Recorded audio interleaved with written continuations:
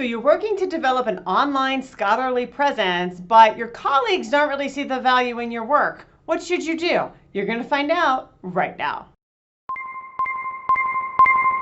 Hey everybody, I'm Leigh Hall from teachingacademia.com, and I'm all about giving you the tools you need to navigate academia and make your best impact. So today we're talking about what to do when you are working on developing, or maybe you already have in place, an online scholarly presence, but the majority of your colleagues clearly don't value it. I know that this is something that I personally have run into where the response is like, well, that blog is a nice little hobby. Well, that Twitter thing that you've got going on, that seems cute.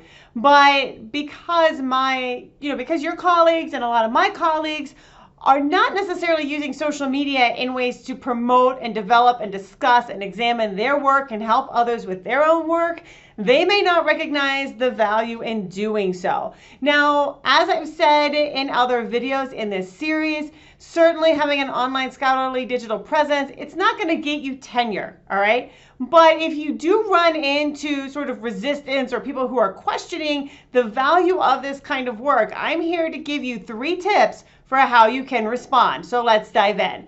Tip number 1, ignore and proceed, all right? Because what you want to make sure you do is that you want to make sure, obviously, that you're meeting the tenure requirements that you're supposed to meet, right? So you're going to make sure that your research and your teaching is in place. At no time do you want this online scholarly presence that you're developing or have in place to overtake your teaching and your research so that your teaching and your research suffers, right? So you're going to find the balance, which is something that the next video in this series will also be talking about as well. So you know that you're not sabotaging yourself with creating an online scholarly presence, and you know that you're creating valuable content, that you're helping people in valuable ways, that you're participating in ways that help you and others grow. If your colleagues don't get it, they don't get it. All right, maybe one day they will, but ignore and then just move on, okay? Now, tip number 2, share examples of your work. Your colleagues may have just heard, hey, you've got this cool blog post, or you've got this Instagram site, or you're on Twitter. They may not really know what that means as it connects to your academic life and your job. So feel free to share some content with people, right? Share content that you think they would find beneficial.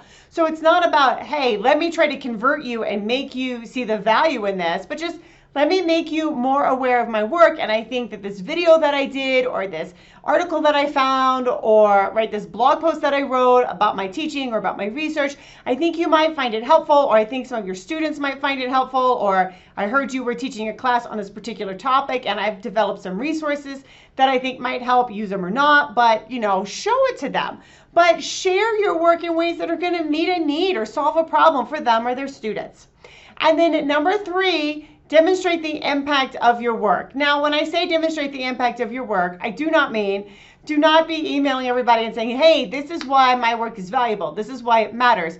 But when you are doing your annual review, when you are putting together your tenure and promotion packet, that is the time to bust out the analytics, show the impact that you've made, and how you are helping other people, right, all across the globe with the great work that you do. Again, not going to get you tenure, not necessarily going to make people see the value in what you do, all right, because some people are not ever going to see the value in this, but these are really great ways to respond when you run into that resistance. So keep doing your great work, keep doing what you're doing, know that it matters, and make sure that you balance this online digital presence in appropriate ways so that your teaching and research can also flourish. Now, if you like this video and you want more, click right here, and I'll see you over in the next one.